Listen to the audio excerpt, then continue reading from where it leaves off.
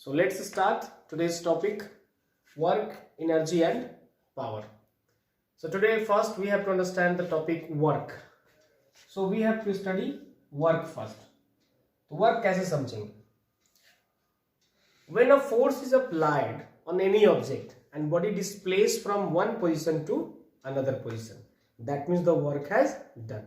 यानी कि आप कह सकते हैं कि अगर आपने किसी बॉडी पे एक फोर्स अप्लाई किया और जैसे ही फोर्स अप्लाई किया बॉडी एक जगह से दूसरे जगह डिस्प्लेस हो जाता है, तो अगर बॉडी पे फोर्स अप्लाई होने के बाद अपने पोजीशन में कुछ चेंजिंग होता है तो उसको हम कहते हैं कि वर्क हुआ है, अदरवाइज नहीं हुआ है.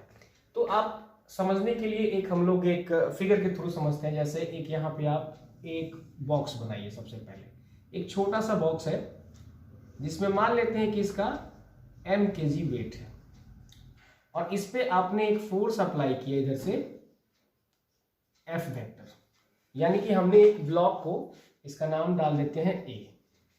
एक A ब्लॉक है जिसको हमने एक F फोर्स से राइट साइड में हमने एक फोर्स को अप्लाई किया.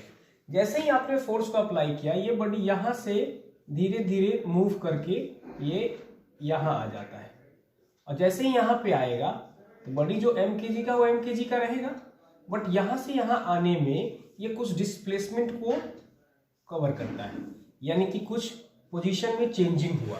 जो ब्लॉक ऑलरेडी ए पोजीशन पे था, after applying a force F force apply हुआ तो ए से ये कहां तक चला गया, बी तक.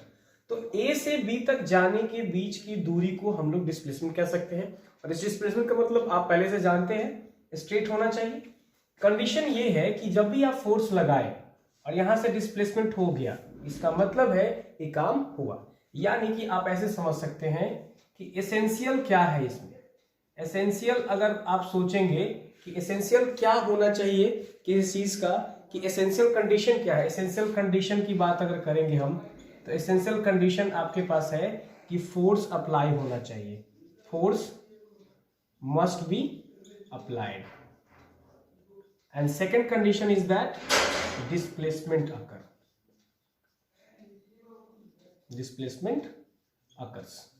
अब आप ऐसे समझ सकते हैं, ऐसा नहीं है कि आपने फोर्स अप्लाई किया और बॉडी डिस्प्लेस नहीं किया और वर्क हो गया. ऐसा नहीं होता है. जैसे मान लो ये दीवार है, इस दीवार पे हम कितना भी फोर्स लगा ले, ये दीवार अपनी जगह पे से चेंज नहीं कर सकता है, क्योंकि हमारे में उतना एनर्जी नहीं कि हम इस दीवार को घसका दें. और जैसे ही लेकिन एनर्जी जो भी मेरा इसमें वेस्ट हो रहा है वो अलग चीज है, लेकिन हमने इसमें फोर्स अप्लाई किया और जैसे ही आप इस फोर्स अप्लाई किए इस बॉडी पे, ये बॉडी मूव नहीं किया, दैट मींस वर्क नहीं हुआ.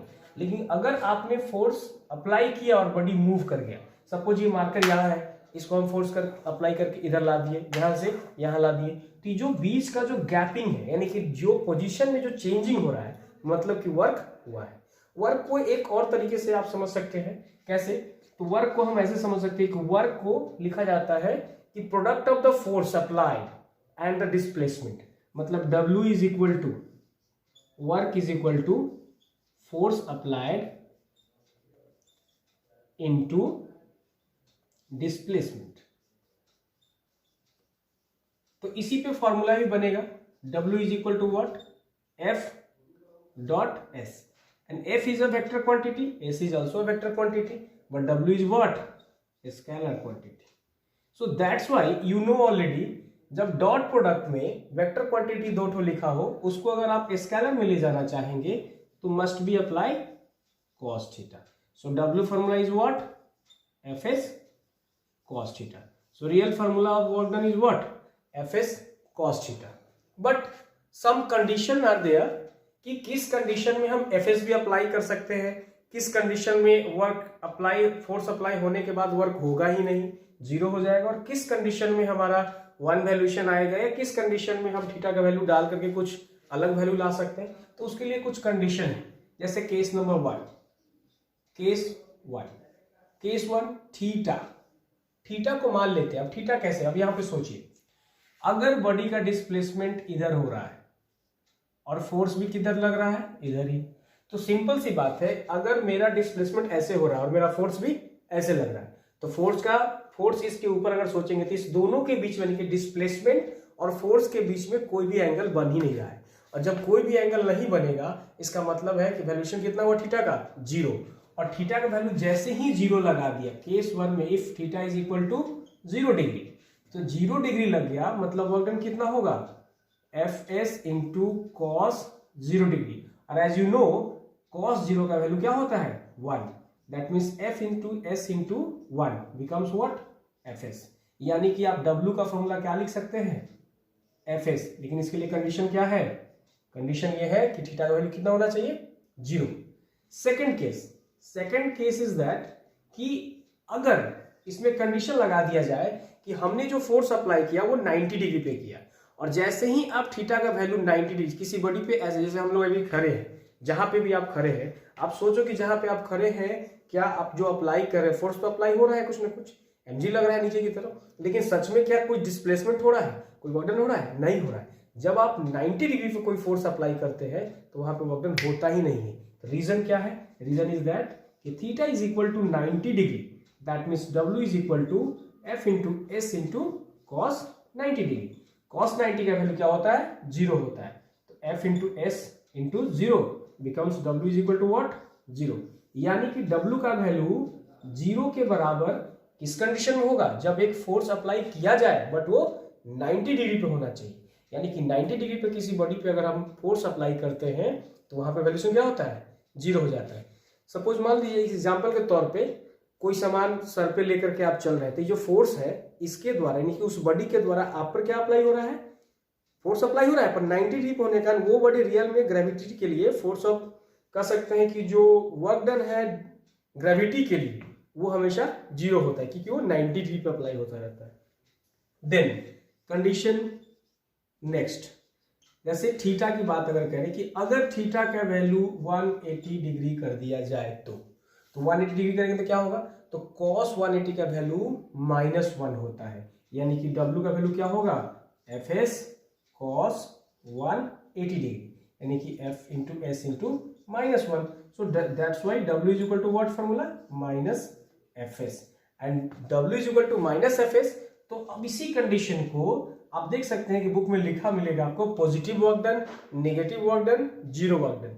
तो जब वैल्यूएशन 90 की बात करें तो ये 0 वर्क डन होगा, और जब 0 डिग्री की बात करें तो डायरेक्ट फॉर्मूला आप अप्लाई कर सकते हैं, ये पॉजिटिव वर्क डन है, ठीक है। और देन अगर आपका वैल्यूएशन 180 पर आ जाता है, यानी कि थीटा का वैल्यू 180 है, तो यहां पे आप इसको क्या लिखेंगे नेगेटिव वर्क डन। आपने किसी फोर्स समटाइम्स पॉजिटिव, नेगेटिव या 0 की बात करें, 0 तो नॉर्मली समझ रहे हैं 90 डिग्री पे अप्लाई करिएगा 0 हो जाएगा। अब पॉजिटिव वर्क डन क्या है और नेगेटिव वर्क डन क्या है, तो मान लो कि हम फोर्स ऐसे अप्लाई कर रहे हैं और बॉडी में डिस्प्लेसमेंट इधर ही हो जा रहा है।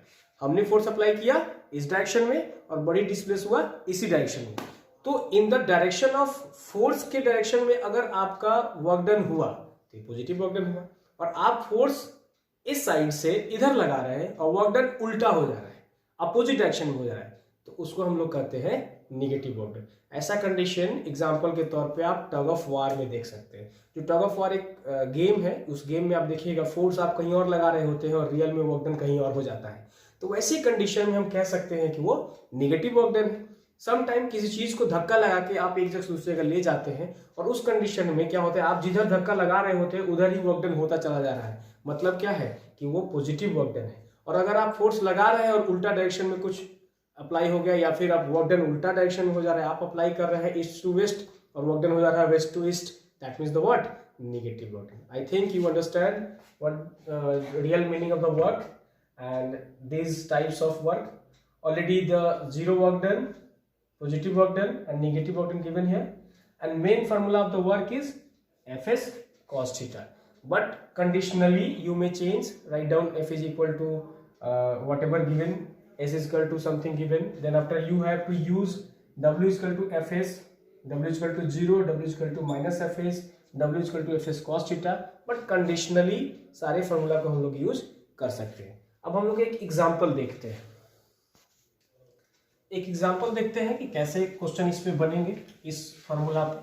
Suppose a force is applied, suppose a force, एक क्वेश्चन को ले लेते हैं कि एक फोर्स को अप्लाई किया गया, question a force of 10 Newton is applied on an object and object displaces 2 centimeter from their initial position. So try to understand. There is question given, एक ऐसा फोर्स, यहाँ सॉल्यूशन आप बना सकते हैं। जो भी क्वेश्चन में गिवन दिया हुआ है उसको पहले आप लिख लो। जैसे गिवन क्या दिया हुआ है, गिवन का मतलब 10 न्यूटन क्या है, यहाँ पे फोर्स दिया हुआ है, और 2 सेंटीमीटर क्या है, डिस्प्लेसमेंट दिया हुआ है। तो आप देखो, जब कभी भी क्वेश्चन बनाओगे आपको एसआई यूनिट में बनाना है, और जब आप एसआई यूनिट में बना रहे हैं तो 10 newton is the SI unit, but 2 centimetre is not in SI, so you must have to be change 2 by centimeter change into meter by 100 meter, then after apply in the formula. कोई भी, अब यहां पे question कह रहा है simply in the direction of force. अगर ऐसा क्वेश्चन दे देता है मतलब फोर्स जिधर अप्लाई हुआ उधर ही डिस्प्लेसमेंट हो रहा है, मतलब यहाँ पे थीटा कितना है, 0 है, तो सिंपली आप वर्क का फॉर्मूला क्या अप्लाई कर सकते हैं, F into S. F into S means what, 10 into 2/100, cut गया, आंसर कितना आ गया, 2/10, इट मीन्स 0.2 जूल। जूल क्यों, तो वर्क का ऐसा यूनिट क्या होता है, जूल होता है।